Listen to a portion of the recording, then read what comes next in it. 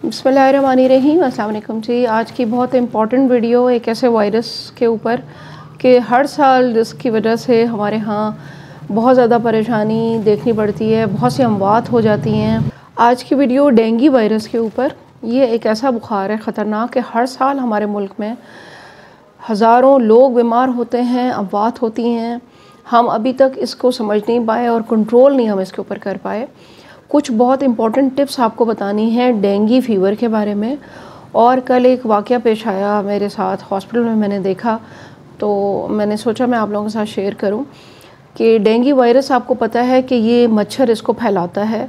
ये virus infected मच्छर होता है, मतलब ये मच्छर उठाता है कहीं से इस वायरस को, किसी पर्सन को बाइट करके भी उठा सकता है, कहीं खड़े हुए पानी या ऐसी गंदी जगह पे जहाँ पर वो गया वहाँ से उसको पिक किया, और फिर वो खुदा ना खास्ता किसी को जब काटेगा हेल्दी पर्सन को, तो उसको फिर वो डेंगू फ़ीवर होगा। डेंगू फ़ीवर की अलामात बहुत ज़्यादा मलेरिया से मिलती जुलती होती हैं। टाइप्स तो इसकी काफ़ी हैं, 4 इसकी टाइप्स हैं, सीरोटाइप्स।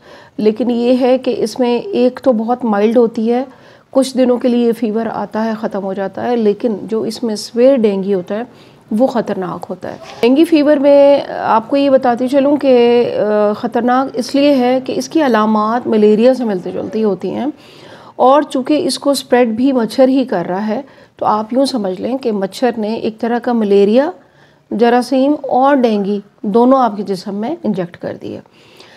सर में दर्द होना, उल्टी भी आ सकती है, शिवरिंग हो सकती है मरीज़ को, 103-104 तक बुखार जाता है, और अलामात मच्छर काटने के कम से कम 4-5 दिन के बाद ज़ाहिर होती हैं।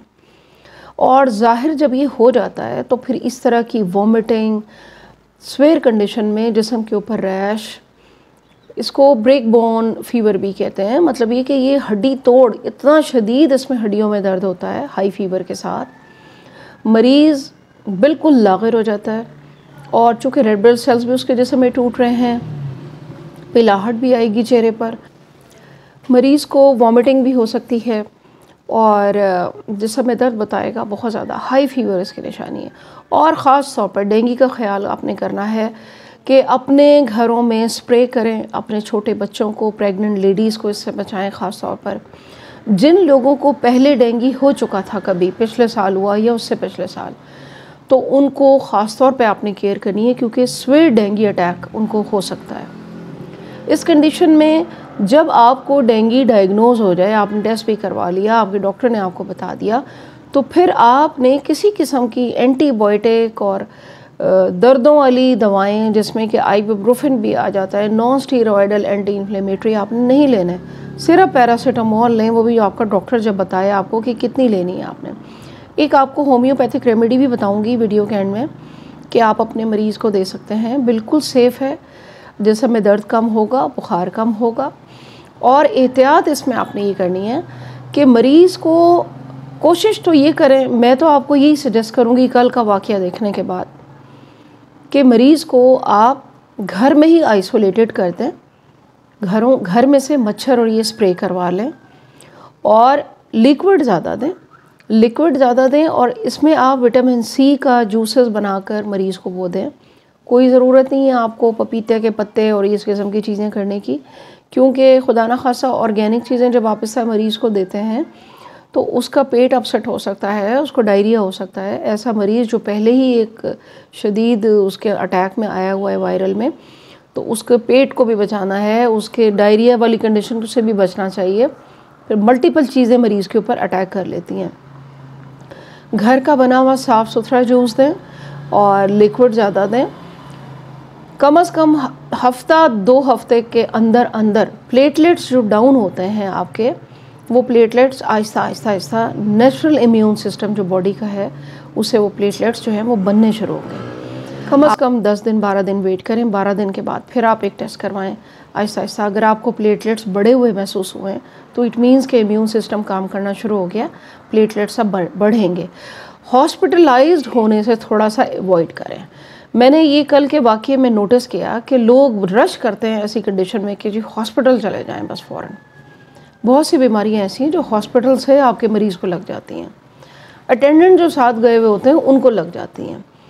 अस्पतालों में बदकिस्मती से हमारे यहाँ मैं ख़ुद बैठी हुई थी और मैं देख रही थी कि आप किसी जनरल हॉस्पिटल चले जाएं, किसी गवर्नमेंट के हॉस्पिटल में चले जाएं, 1-2 लाख मच्छर तो आपको वैसे ही फिरता हुआ नज़र आएगा। क्योंकि हॉस्पिटल्स के अंदर जितनी भी एहतियात कर ली जाए, जितना भी सैनिटेशन कर ली जाए, मच्छरों का दखल रहेगा कहीं ना कहीं। और ख़ास तौर पे गवर्नमेंट हॉस्पिटल्स के अंदर बुरी हालत है गवर्नमेंट हॉस्पिटल्स की। तो आपने एवॉइड करना है, मरीज़ को घर पे रखें, लिक्विड ज़्यादा दें, बुखार की सूरत में आप पैरासिटामोल दें, वो भी डॉक्टर से अपने मशवरा करके। फिर आपने करना ये है कि फ्रेश जूसेस देने के साथ साथ बाकी घर के लोगों को उस मरीज़ से थोड़ा सा अलग कर दें, ताकि खुदा ना खास्ता और भी कोई वायरल इन्फेक्शन अगर अटैक कर गया तो वो बाकियों को ना लग जाए। इसमें जो होम्योपैथिक रेमेडी बेस्ट होती है, हड्डियों का दर्द और उसमें आपको बुखार बहुत शदीद हो रहा है, यूपिटोरियम परफोलेटम 200 आपने मरीज़ को 1 डोज़ यानी 3 कतरे सुबह देने हैं और 3 कतरे थोड़े से पानी में रात को देने हैं। ये आपने कम से कम 5-6 दिन देने हैं, उसके बाद दिन में 1 बार कर देनी है खुराक आपने।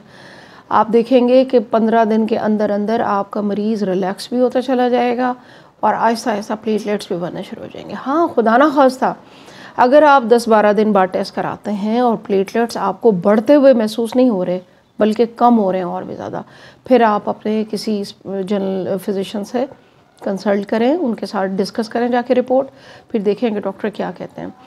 तो आज की बहुत इंपॉर्टेंट वीडियो इसलिए भी थी कि जो एक मैंने पेशेंट देखी, वो बच्ची, वो सॉफ्टवेयर इंजीनियर थी और उसके साथ 4 अटेंडेंट थे और वो एक ऐसे हॉस्पिटल में आई हुई थी, प्राइवेट हॉस्पिटल के अंदर।